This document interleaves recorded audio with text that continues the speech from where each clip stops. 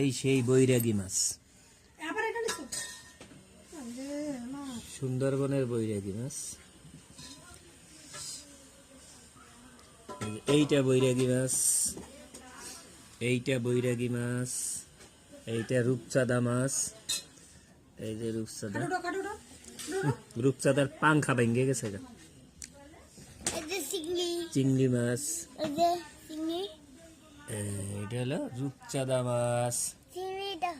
ধোয়া উঠতেছে যদিও ভাত থেকে, একদম দেশি লাউ শাক।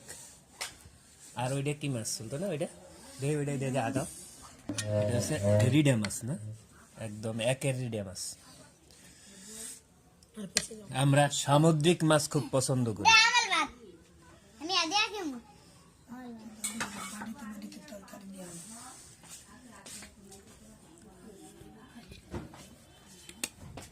বিসমিল্লাহ। খুব ভালো হয়েছে, আলহামদুলিল্লাহ।